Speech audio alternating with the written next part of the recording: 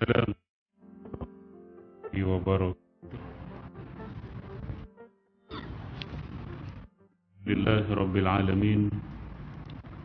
Wassalatu wassalamu ala asyrafil anbiya'i wal mursalin wa ala alihi wa ashabihi ajma'in.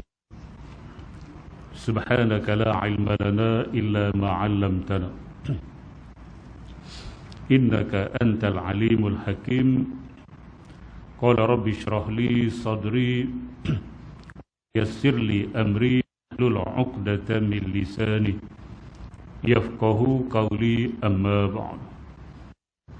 Fa inna asdaqal hadisi kitabullah wa khairal hadi hadi Muhammadin sallallahu alaihi wasallam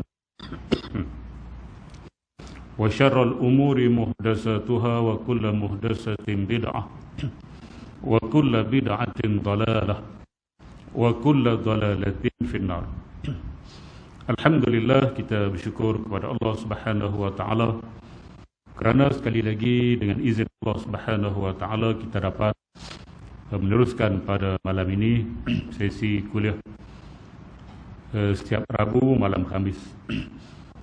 Dan malam ini kita menggunakan kitab Halal dan Haram fil Islam Profesor Dr. Yusuf Al-Qaradawi untuk minggu pertama bulan Januari 2022. Baik tuan-tuan dan muslimat yang dirahmati sekalian, kita dah masuk ke bab yang ketiga, halal dan haram dalam kahwinan kehidupan berkeluarga. Jadi ada perbincangan dalam tajuk ini. Pertama dari sudut gharizah, yakni naluri semula jadi. Yang kedua dari sudut perkahwinan. Yang ketiga dalam perhubungan suami isteri. Perkara dibincangkan konsep perancangan keluarga, permasalahan talak. Yang keempat, hubungan antara kedua ibu bapa dengan anak-anak. Jadi kita masih dalam tajuk perbincangan yang pertama dari sudut gharizah, naluri semula yakni nafsu.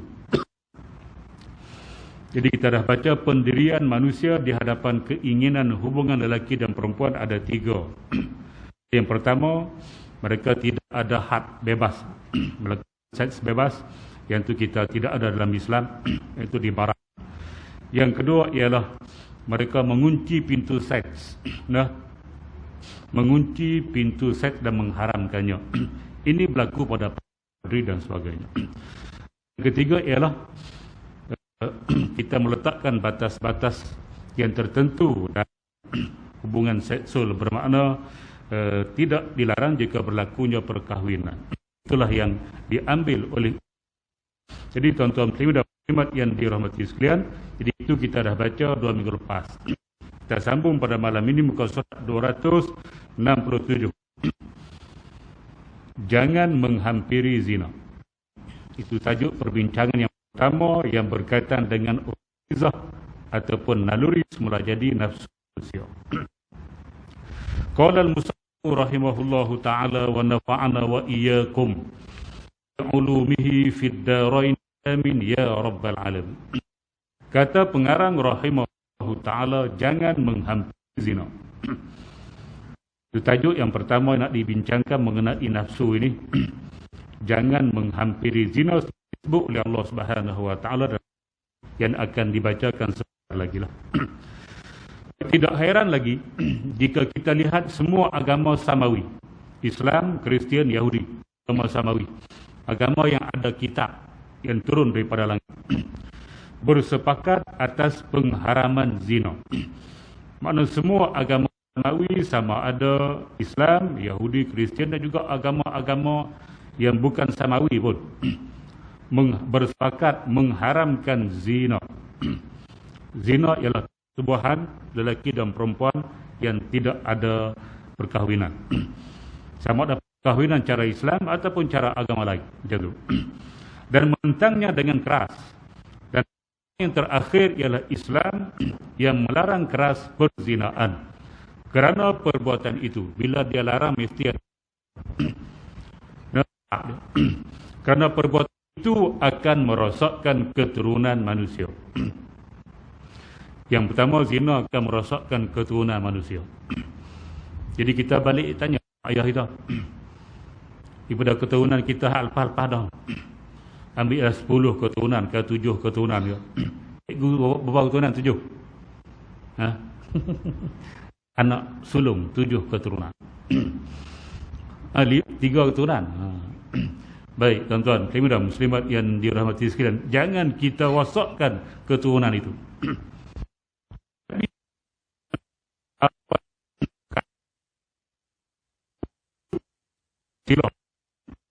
Tidak ada dalam kalangan nenek moyang Nabi Muhammad SAW, walaupun mereka fatrah, mereka alam fatrah waktu itu, tidak ada Nabi. Nabi Isa dah diangkat, kemudian Nabi Muhammad belum dilahirkan. Waktu itu zaman tidak ada Nabi. Ahlul Nabi, nenek moyang Nabi sebut tidak ada yang berzina. Tuan-tuan, muslimin muslimat yang dirahmati, yang tidak ada berzina Nabi. Dia apa kahwin cara depa? Bukan tidak kahwin, tapi cara depa. Kita cek balik keturunan kita daripada bawah ni. Ada tak yang berzina? Tidak ada. Mudah-mudahan tidak ada. Bila tidak ada, takkan kita nak mulakan? Bagi ada. Maka kita pastikan keturunan kita, anak-anak kita dijaga dengan elok. Keturunan kita tidak pernah berzina daripada dulu lagi ni, sampai kita keturunan yang ke-7, cikgu apa? Ke-4. Ada pula zina. Siapa anak kita? La ilaha illallah Muhammadur Rasulullah. Rosak keturunan tu. Keturunan yang elok, semua kahwin elok, tiba-tiba sampai pada anak kita, jahanam. Tuan-tuan, muslimin dan muslimat yang dirahmati, dia merosak keturunan kita. Sebab itu jangan lepas mudah-mudah anak-anak, lebih-lebih lagi perempuan, jangan lepas anak perempuan keluar dengan lelaki yang bukan mahram. Orang Bali sebut boyfriend. Sini sebut apa? Lebih kurang. Tuan-tuan, muslimin dan muslimat yang dirahmati sekalian, mudah-mudah bagi anak kita, kan kita bela daripada tapak kaki sebesar ibu jari tu. Kita jaga, tiba-tiba lepas bagi kepada buaya. La ilaha illallah Muhammadur Rasulullah. Berkepit, ikut mat, rempit. Akhir sekali, sempit. Cikgu kata gini. Jaga tuan-tuan. Pesan pula pada anak-anak kita, jaga anak dia pula. Anak dia pesan pula pada anak dia, jaga anak dia pula sampai kiamat lah. Wa tawassaw bil haqqi wa tawassaw bis sabr. Berpesan-pesan, jangan ada dalam kalangan keluarga kita zina. Akan memutuskan kemuliaan keturunan kita sejak daripada dulu. Tidak ada pun silsilah kita ada yang berzina. Kewajipan kita sebagai bapa. Nah, tuan-tuan muslimin dan muslimat yang dirahmati sekalian, pastikan kita tu bapa sebenar-benar bapa. Kita jangan jadi bapa ayam. Betul. Zina akan merosak keturunan. Tuan-tuan, muslimin dan muslimat yang dirahmati sekalian, bayangkan kalau anak kita nak zina. Nanti orang tanya nak nikah, dia nak nikah, bapak siapa? Mak siapa? Jeng. Tambah keren. Nah, rosak keturunan akan rosak. Dia tak boleh sebut nama bapak dia. Dia pun bin kepada Abdullah kalau kita lah. Patutnya kalau ikut yang betul bin pada mak, bapak tak ada kaitan langsung. Bin pada mak yang melahirkan dia, walaupun anak zina, bin dengan mak dia. Putus keturunan di situ. Nah, sebab tu jangan bagi ada, jaga elok-eloklah selagi mana kita hidup. Pastikan anak-anak kita, lebih-lebih lagi yang perempuan. Yang lelaki pun samalah. Nah, jangan terlibat dengan benda-benda macam ni, sebab zaman banyak terlibat dengan zina. Anak-anak luar nikah bersepah-sepah. Mudah-mudahan tidak berlaku pada keturunan kita. Punya kes pembuangan janin dan anak memang, sebab mereka bukan anak. Orang berzina, dia bukan anak seronok. Seronok berapa minit? 5 ke 15 tak kisah. Tak apa. Alhamdulillah. 15 minit seronok. Tak ada orang Power Ranger sampai setengah jam, sejam. Dia nak seronok je, bukan dia nak anak. Kahwin dia nak anak. Tapi Allah tak bagilah pula. Hak kahwin ni sampai 5 tahun, 6 tahun mandul tak dapat anak. Hak berzina ni sekali berzina terus mengandung. Semua betul cikgu. Tuan-tuan dan muslimat yang dirahmati, hak nikah lah, cari doktor sana, doktor sini. Dah nikah 2-3 tahun tak mengandung. Risau. Nah, yang zina sekali je. Jadi terus. Allah bagi kita. Tuan-tuan dan muslimat yang dirahmati sekalian. Jadi ingat, nah, dia akan berlaku kes itu. Banyaknya kes bayi-bayi, ibuan, janin-janin semua tu bunuh. Janin yang umur 20 hari ke atas, gugurkan dia. Dia sudah diberi nyawa oleh Allah Subhanahu Wa Taala, diberi roh oleh Allah Subhanahu Wa Taala. Selama 120 itu ditiupkan roh. Nah, maka kalau kita buang, gugurkan waktu itu, dikira dosa membunuh. Membunuh ni berat. Tuan-tuan dan muslimat dirahmati, jaga. Menjatuhkan nama kaum kerabat memang tak ada siapa seronok kalau anak dia zina. Jatuh maruah. Kebanyakan dia senyap saja. Bila berlaku zina ni dia senyap. Dua-dua belah pihak tu senyap. Belah lelaki senyap, belah perempuan senyap. Tak berketik orang bagi. Buat kahwin senyap. Kalau dua-dua setuju, tak boleh menikah dua-dua lah. Kalau hati tinggal, cikgu macam mana tu? Hati tinggal. Pak sanggup lah. Pak sanggup. Apa dia Pak sanggup? Kubur. La ilaha illallah Muhammadur Rasulullah. Sampai cari Pak sanggup, siapa nak nikah dengan anak aku. Bagi free. Bagi pula duit untuk belanja kenduri kahwin. Dia bagi. Nak tutup aib. Sebelum perut membuncit. Tutup aib. Nah, dia akan menjatuhkan tuan-tuan dan muslimat yang dirahmati sekalian, itu zina. Hati-hatilah. Yang tak kena, tak apa. Yang kena, memang makan takbir. Tuan-tuan, makan takbir. Memecah belahkan hubungan silaturahim. Kalau berlaku sepupu menikah, berlaku zina antara sepupu. Macam mana akan berlaku antara bapa dengan ibu ataupun bapa yang lelaki? Mereka kan dua beradik. Anak mereka ni berzina. Macam mana? Akan berlaku putus hubungan silaturahim antara dua beradik. Bahaya. Nah, tuan-tuan dan muslimat yang dirahmati sekalian, silaturahim ni antara kaum kerabat. Dengan orang lain tidak nama silaturahim, kita nama rahim dengan dia. Perut lain-lain, mak lain-lain, bapa lain, tidak ada hubungan silaturahim. Silaturahim yang sama. Itu silaturahim. Ar-Rahim itu perut, bukan nama Ar-Rahim itu. Tuan-tuan dan muslimat yang dirahmati sekalian, maka kalau kita buat satu panggil jamuan dengan kawan-kawan, bukan nama silaturahim, menghubung persaudaraan Islam. Silaturahim itu bukan, dia bukan adik kita, dia bukan ayah, dia bukan abang kita, bukan satu rahim yang kita. Macam mana kita nak hubung silaturahim, cikgu? Tahu tak? Ini guna menghubung silaturahim. Silaturahim apa? Hamba lain, rahim lain-lain, hubung kau nak. Tuan-tuan dan muslimat yang dirahmati, dia hubung persaudaraan Islam, ikhwatul muslim, ikhwatul Islam, ikhwatul iman. Bukan silaturahim. Silaturahim ialah yang ada kaitan rahim. Satu rahim, adik-beradik lah. Nah, tuan-tuan dan muslimat yang dirahmati sekalian.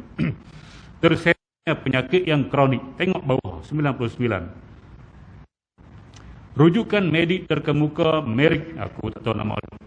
Cetakan 3 1977 menyebut penyakit-penyakit yang disebabkan oleh aktiviti seks atau seks bebas ini. Dan hubungan seksual yang menyimpang merupakan penyakit yang paling banyak tersebar di seluruh dunia. Pada ketika ini, jumlah penderita penyakit ini terus bertambah setiap tahun. Kejadian ini berlaku lebih kurang 20 tahun yang lalu. Kajian tu, Kesihatan Dunia WHO, dan setiap tahun lebih dari 250 juta menderita penyakit kencing bernanah. Kencing bernanah, ada kemaluan. Selain itu, setiap tahun mencatatkan 50 juta orang diserang penyakit sifilis daripada kemaluan, yang lebih terkenal di negara-negara Arab dengan nama penyakit Eropah. Dia bermula di Eropah, seks bebas ni. Di Arab jarang berlaku. Tuan-tuan, muslimin dan muslimat yang dirahmati sekalian. Nah, sebab tu Arab bila hantar anak dia pergi ke Eropah mengaji, dia melakukan satu istilah, nama dia Ziwaju Friend. Ziwaju Friend. Pernah dengar? Pernah dengar? Tak pernah. Ilmu tak habis. Ziwaju Friend. Ziwaj bahasa Arab, friend bahasa Baling. Ziwaju Friend artinya kawan. Sebab di Eropah, di barat, dengan boyfriend dan juga girlfriend, maka mereka menggunakan istilah Ziwaju Friend.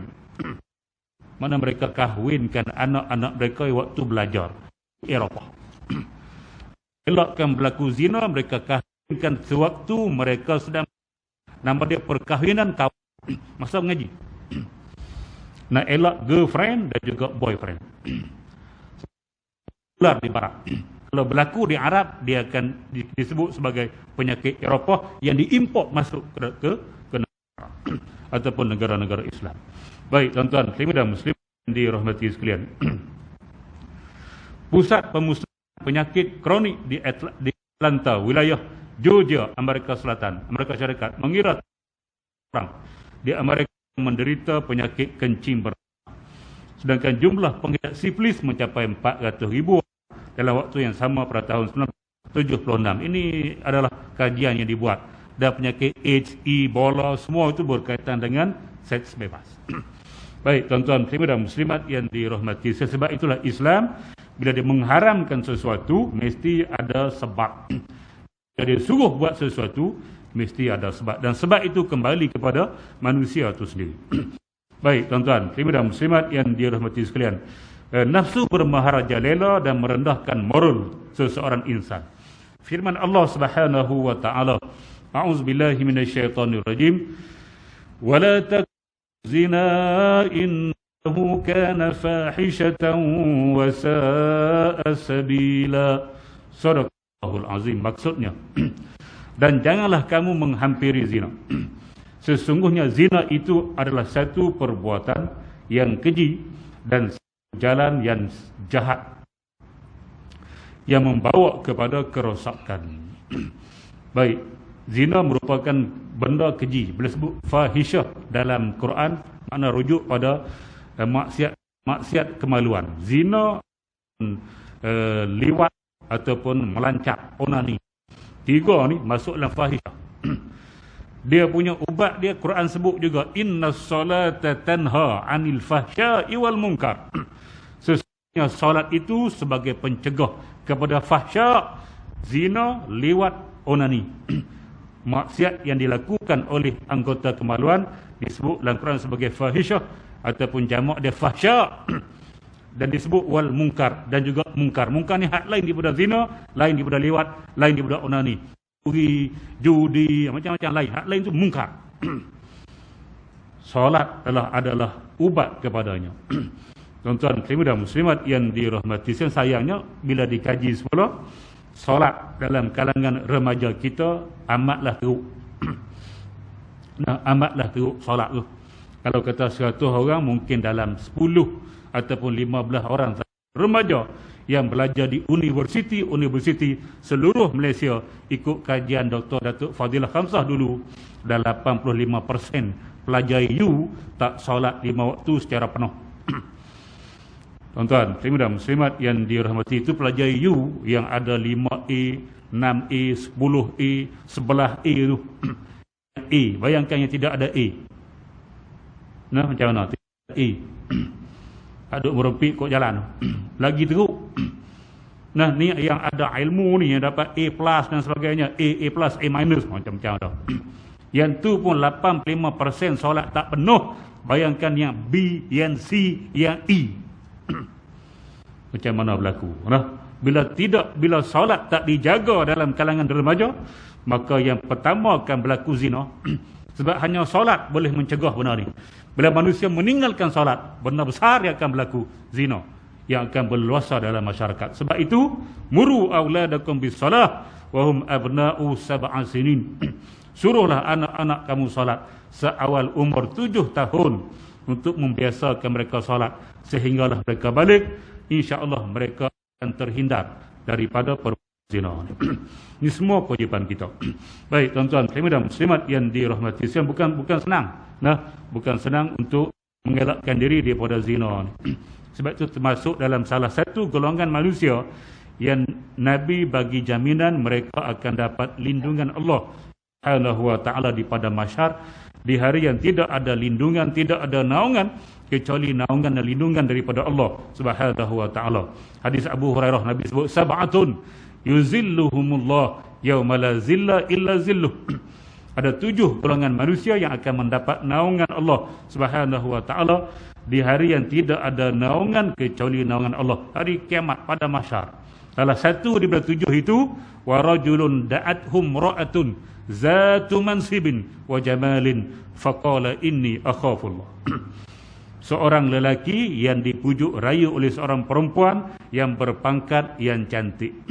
Perempuan yang pujuk, Nabi bagi contoh, perempuan yang pujuk tu yang pertama, zatu mansibin, ada pangkat.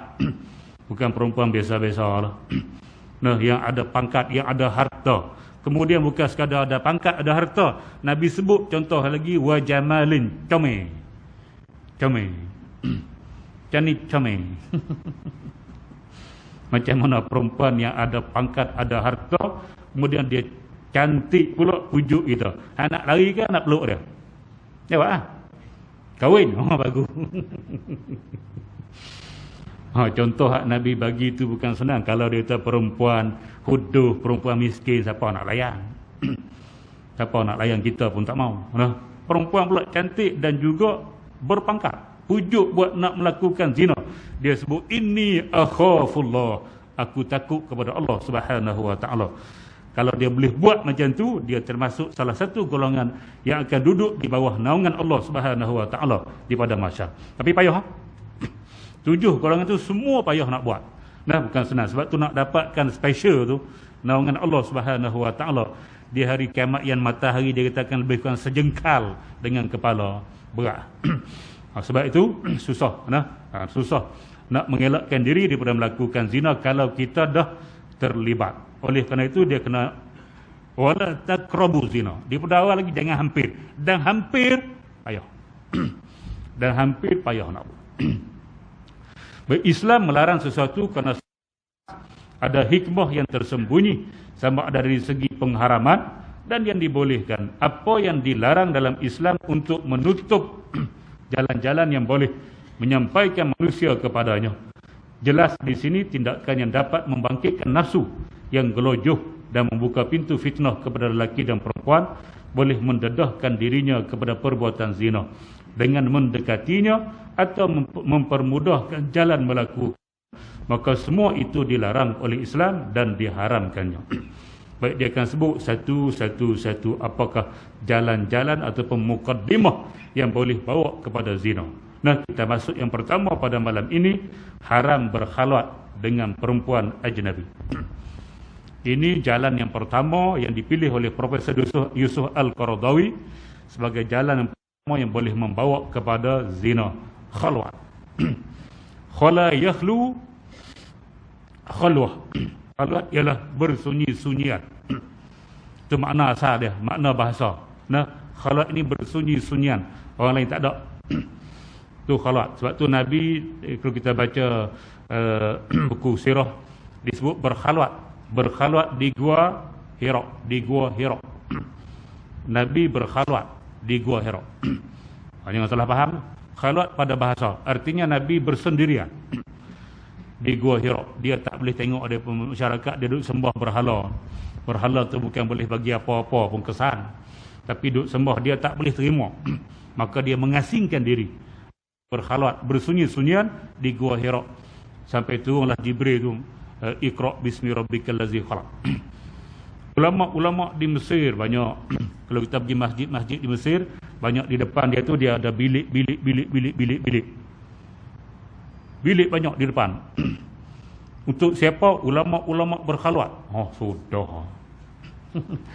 Jangan salah faham. Khalwat pada bahasa mereka bersendirian. Masuk bilik tu bersendirian untuk beribadah kepada Allah Subhanahu wa taala. Tu nama dia khalwat pada bahasa bersendirian. Khalwat yang tak boleh ni ialah lelaki dan perempuan yang bukan mahram. Yang mahram tak apa. Yang bukan mahram duduk bersekedudukan, bersunyi-sunyian di tempat yang tidak dilihat oleh orang. Tu nama dia khalwat. Nah, tuan-tuan dan muslimat yang dirahmati sekalian. Lepas tu duduk berdua-dua di tepi pantai. Tasik cenang. Pantai apa dia? Cahaya bulan. Dulu Cinta Berahi. Oh, sedap nama. Pantai Cinta Berahi. Tukar nama. Cahaya bulan. Ia tidak berkhalwat, tapi masih melakukan maksiat. Sebab lelaki dan perempuan tidak boleh berdua-duaan selagi mereka belum berkahwin. Walaupun bertunang sekalipun, dia masih ada larangan apa dia tak boleh berdua-duaan walaupun dah bertunang. Sebab bertunang itu bukan menikah. Yang boleh berdua-duaan ini hanya yang dah kahwin.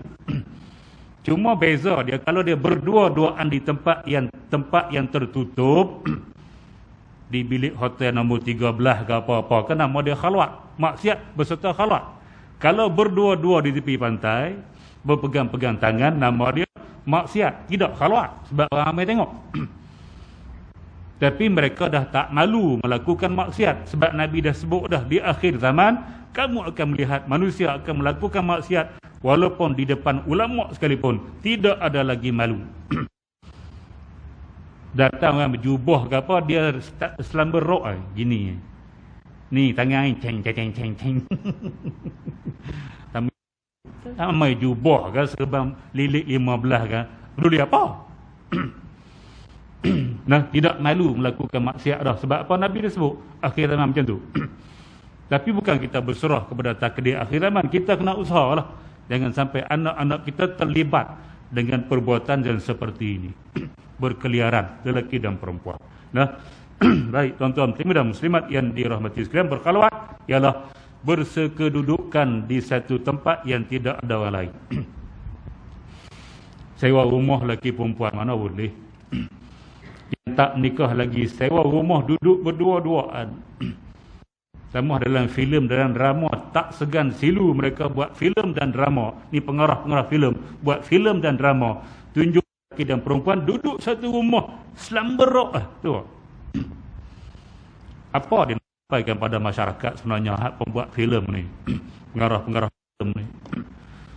Tuan-tuan, patut buat benar sesuatu yang boleh masyarakat ambil iktibar. Ni dia buat kita lelaki perempuan duduk satu rumah selamba, tak ada apa-apa.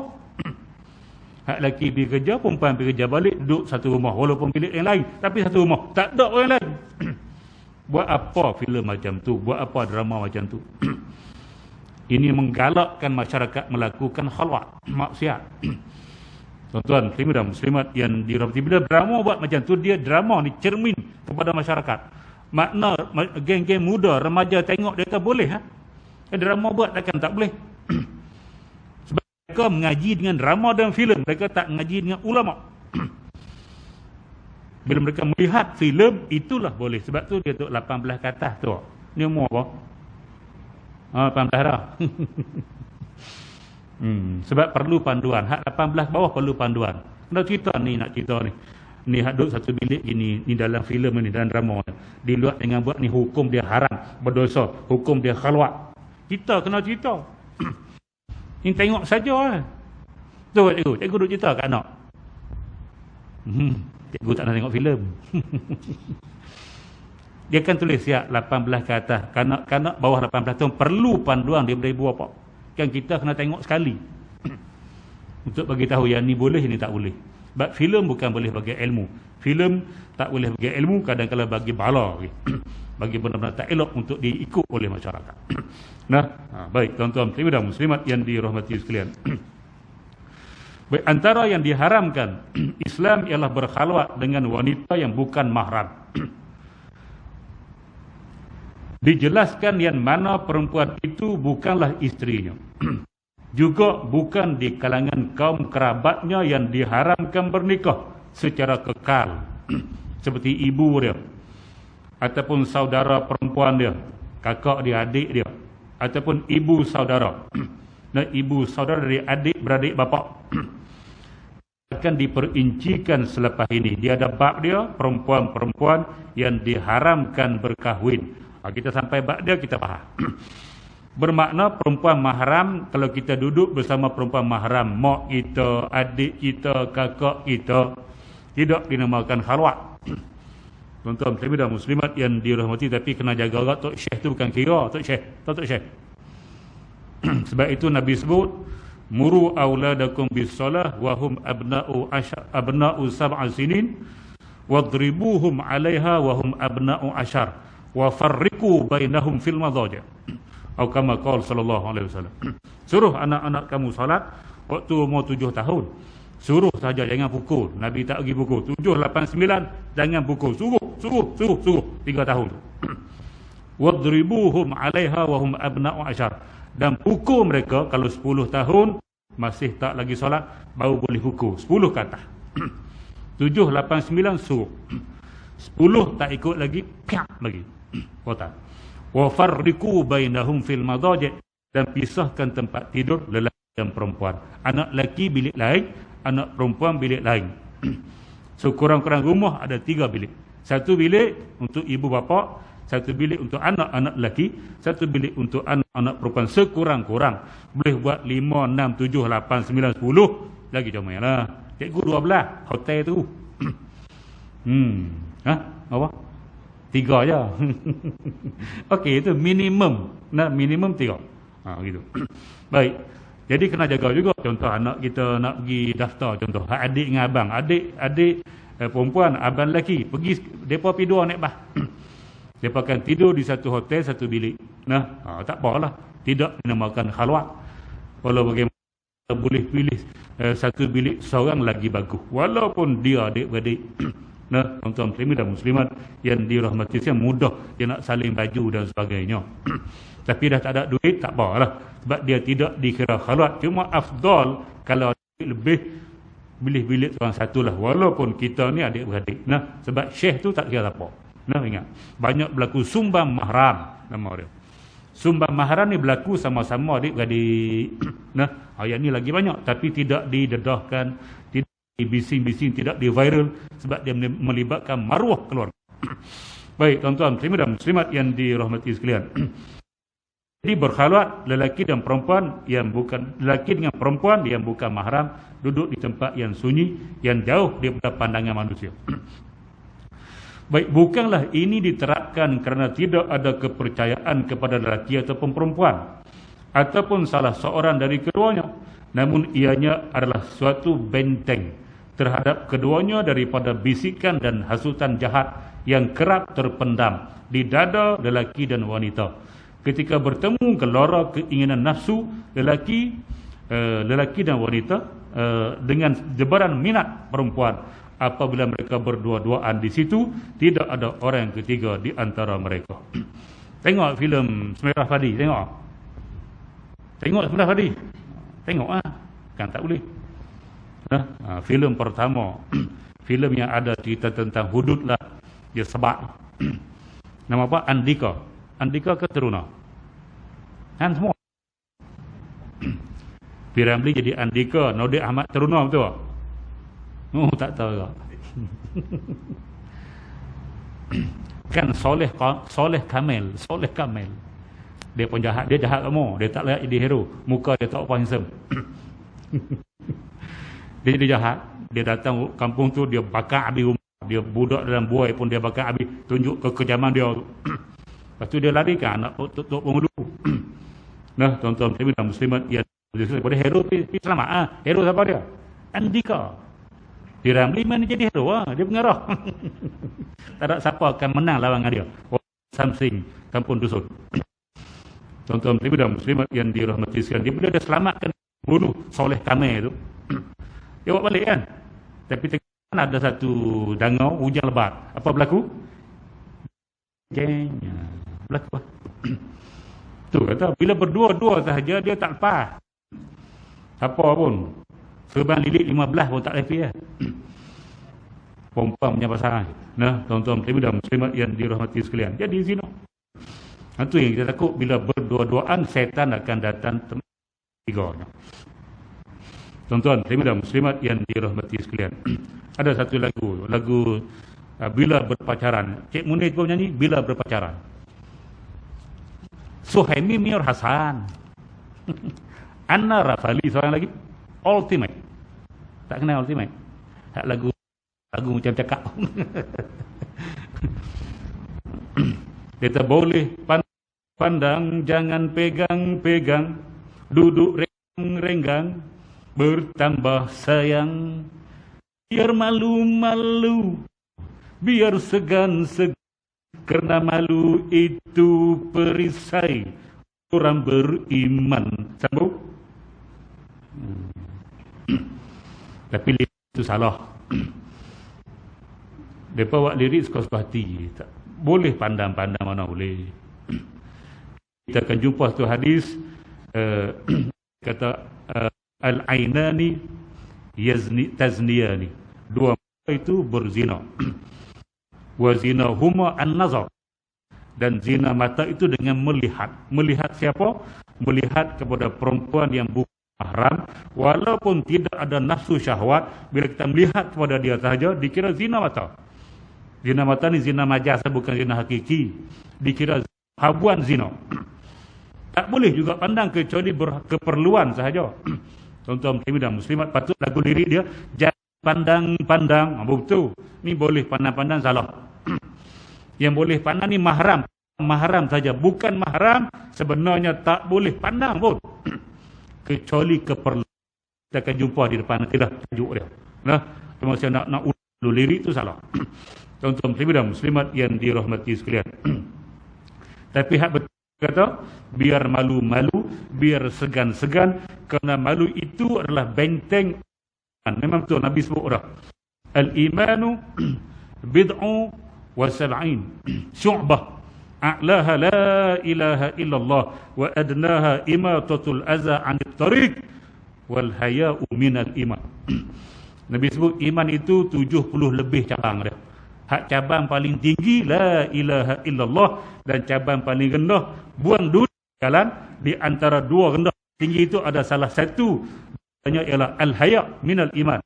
Malu itu sebahagian daripada iman. Malu apa? Malu untuk melakukan maksiat. Itulah nama dia, sebahagian daripada iman. Bukan malu suruh ceramah. Suruh ceramah malu-malu tu tak kena tempat. Tak boleh malu nak baca Quran. Tak boleh malu nak buat baik. Yang kata malu tu nak buat maksiat, barulah malu. Nah, maksiat ialah merokok, maka malulah nak merokok. Baru ada iman kita ni. Dan kita dah tak boleh berhenti, tak apa dah. Merokok jangan tunjuk ke orang. Kita dengan Allah lah, sudah tuan-tuan. Muslimin dan muslimat yang dirahmati sekalian. Nak rokok biarlah tak mana. Balik rokok ke mana-mana, jangan dalam tandas sudah. Tandas jangan rokok. Nanti orang lain masuk, dia akan kena asap rokok. Baju dia akan kena. Kita bagi asap dalam tu, nanti dia masuk Allah. Lepas tu masuk kelas ngajak, murid tak asap rokok. Oh sudah, kan baju dia berokok kan. Itu fitnah besar. Tuan-tuan dan muslimat yang dirahmati sekalian, bila merokok jangan tunjuk ke orang. Ni depan tu imam nak isi borang nikah. Kalau isi ya.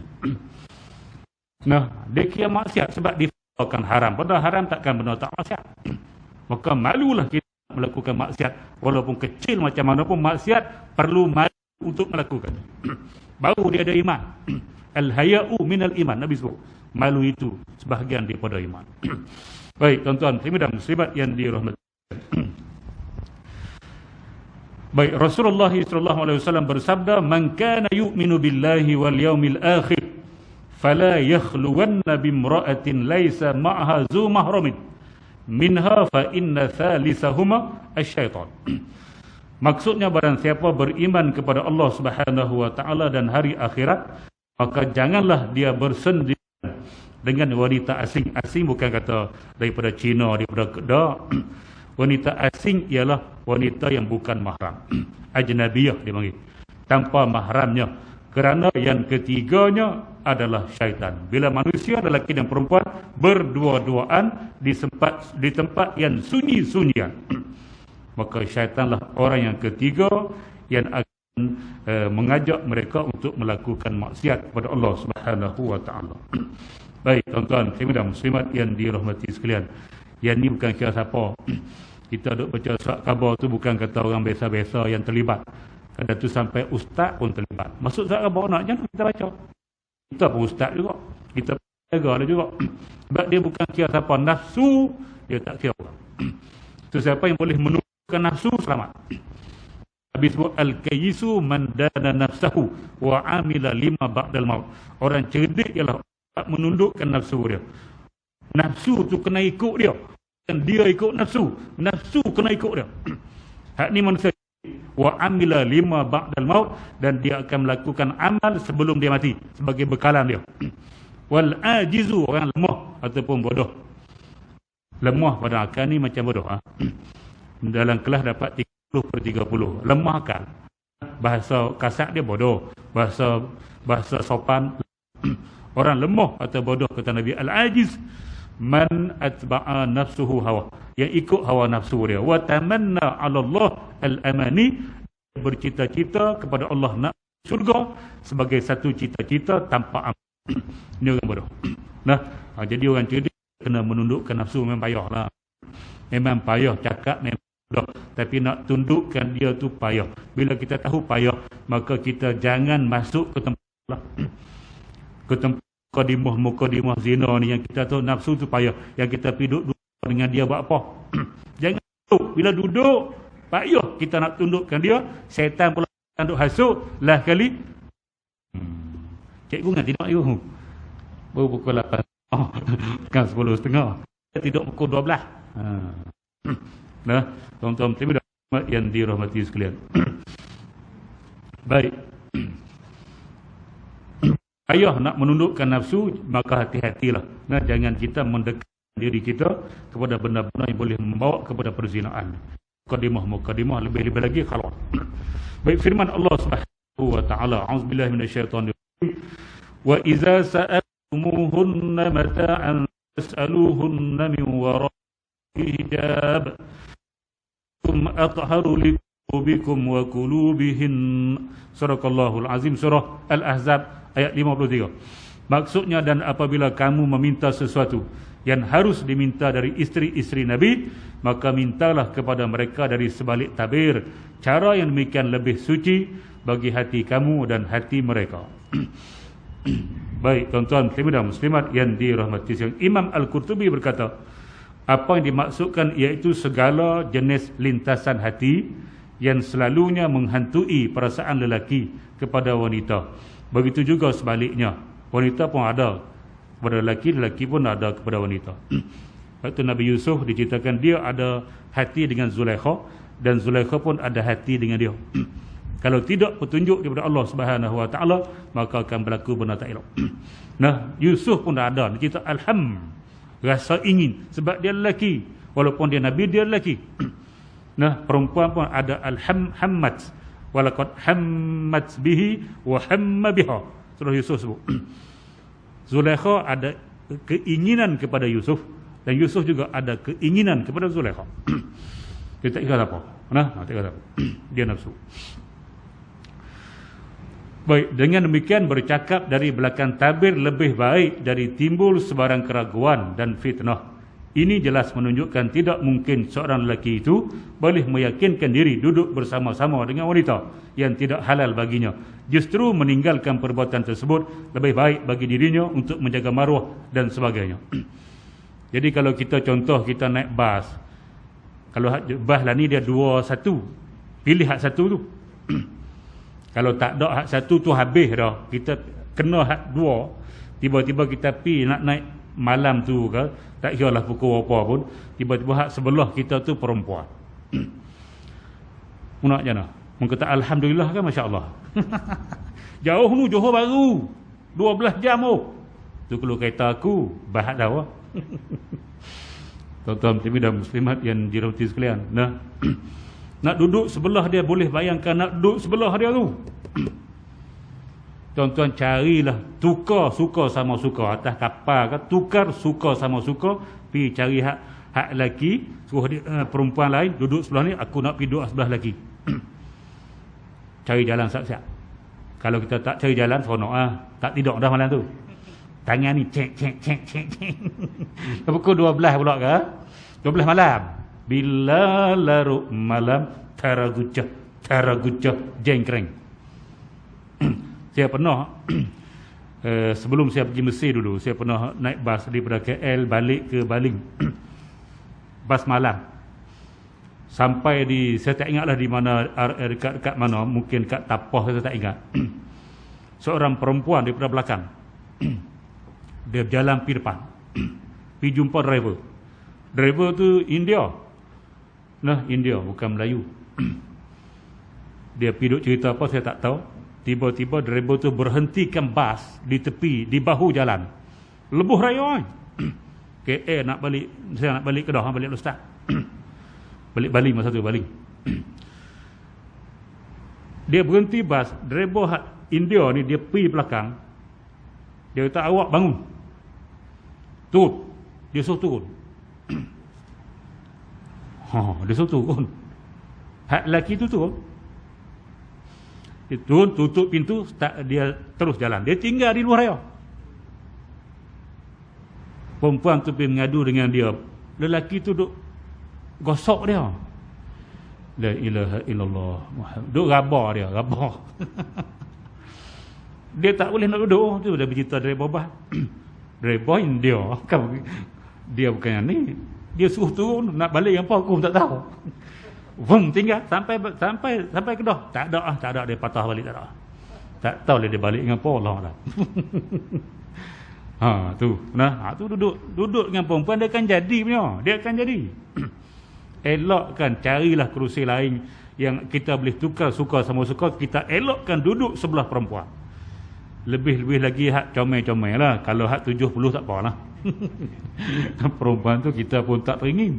Hak comel-comel jangan. Walaupun 60 pun tak baru nak pencin, tapi 60 pun duduk segar lagi, jangan duduk sebelah dia. Nah, carilah tempat lain yang lebih selamat, yang kita boleh tidur lena. Nah, macam tu. Baik, tuan-tuan, muslimat yang dirahmati sekalian. Rasulullah SAW memberi peringatan yang keras terhadap seorang wanita yang berkhalwat dengan kaum keluarga suaminya. Ini lagi teruk. Maknanya adik ipar, abang ipar dia. Bahaya ni. Seperti saudara lelaki, sepupu dan lain-lain. Perkara yang ni mahram dia. Perkara ini sering dipandang remeh oleh masyarakat pada masa kini. Nah, sama-sama adik-beradik, nama dia sumbang mahram lah. Kalau dengan sepupu tu, dia bukan mahram lagi dah. Dia memang boleh menikah. Kita pandang remeh. Perkara semerikan lebih mengundang permasalahan yang besar dan pelbagai fitnah yang akan timbul kerana melibatkan hubungan kekeluargaan yang dekat. Kalau berlaku apa-apa, kita malu. Begitu juga saudara isteri yang bukan mahram. Ni adik ipar, abang ipar ni. Seperti anak lelaki dari bapa saudara atau sepupu, atau ibu saudaranya yang sepupu, perlu tahu batas-batas pergaulan dalam hubungan kekeluargaan yang rapat agar tidak terjerumus dalam kancah perzinaan atau seumpama dengannya. Rasulullah SAW bersabda, "Iyyakum wad-dukhul 'alan nisa." Faqala rajulun minal ansar, "Ya Rasulullah, afara'aita al-hamu?" Qala al-hamu al-maut. Maksudnya hindarilah, kita habis hindarilah diri kamu dari keluar masuk kepada kaum wanita. Lalu seorang ansar bertanya, "Hai Rasulullah, apa pandangan kamu tentang ipar dua?" Jawab Rasulullah SAW, ipar dua itu sama seperti maut. Ipar dua itu satu kematian. Nanti kita baca apa maksud maut di situ. Nah, ipar dua yang wanita itu ialah kaum kerabat suaminya. Maksudnya pada pertemuan dengan mereka itu ada bahayanya dan kebinasaannya, iaitu runtuhnya institusi kekeluargaan dan agama apabila berlakunya maksiat di antara mereka. Ini kerana wanita akan diceraikan oleh suaminya. Kalau dia buat onar dengan adik ipar dia, suami dia akan ceraikan dia. Akan berlaku pergaduhan antara adik dan abang tu pula, pecah habis. Itu kata bahaya adik-adik ni. Maka wujudnya permusuhan di antara keluarga kedua-dua belah pihak. Bahaya ini bukan saja pada gharizah naluri semula jadi manusia dan apa yang dituntut oleh lintasan hati dan tindak tanduknya saja, malah ditambah ke atas semua itu perasaan bimbang yang akan mencemari kehormatan kekeluargaan dan kehidupan suami isteri, dan rahsia mereka berdua akan dicemari oleh orang yang suka mengumpat dan mencampuri urusan orang lain dengan mengambil kesempatan untuk merosakkan rumah tangga seseorang. Ibnu Katsir berkata, ipar dua itu adalah maut, kematian. Ungkapan ini biasa disebut oleh kaum Arab sebagaimana mereka mengungkapkan singa itu adalah mati. Macam itulah, bahayalah. Dan sultan dan penguasa adalah api. Pertemuan dengan mereka samalah seperti bertemu dengan mati, maut dan api. Jelasnya bertemu dan berkhalwat dengan ipar dua itu lebih berat dari bertemu dengan orang luar dari kaum keluarga, kerana kemungkinan sekali dia akan menghasut isteri untuk meminta atau menuntut beberapa permintaan yang melampau terhadap suaminya, sedangkan suami tidak akan terjejas apa-apa pun dengan keluar masuknya ipar dua ke dalam rumahnya. Jadi kita kena beringat tuan-tuan muslimin dan muslimat yang dirahmati sekalian, ipar dua ini. Nah, kita bila menikah dengan isteri kita, duduklah di rumah asing. Janganlah duduk di rumah pak tua yang masih ada adik-adik lagi dan sebagainya. Cari rumah asing, sewa pun tak apa. Peringkat mula memang nak beli rumah tu tak mampu, sewa dulu. Nah, pastikan ada rumah asing. Bila kita dah ada rumah sewa sekurang-kurangnya, maka pesan pada isteri kita, siapa-siapa datang rumah, jangan bagi masuk adik aku ke, abang aku ke, jangan bagi masuk. Termasuk ayah pun kalau dia tak harap, jangan bagi masuk. Sebab ada ayah jenis tu, jenis miang keladi, ayah minat menantu tu. Ada. Jadi kalau si suami ni dia tahu ayah dia panggil macam tu, pesan dengan bini, jangan bagi masuk siapa pun dalam rumah aku. Ni rumah kita, hanya kita berdua, jangan bagi siapa-siapa pun masuk. Ni tidak mudah-mudah adik ipar boleh masuk rumah kita, keluar rumah kita macam rumah dia sendiri.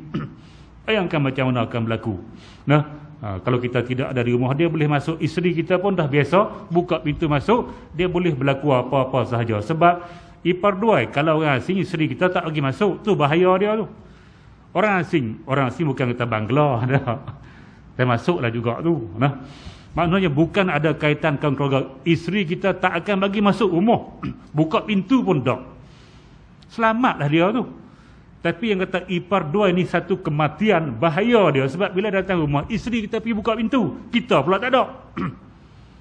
Sebab apa? Sebab adik ipar dia, sebab abang ipar dia, takkan dia tak buka pintu. Orang lain dia tak buka. Selamatlah dia. Tapi bila adik ipar, abang ipar datang, takkan dia tak buka, dia buka. Maka itulah al-maut. Faham cikgu? Pesan anak-anak. Nah, yang menikah ni zaman ni, musim-musim duduk nikah, duduk cuti lagi ni.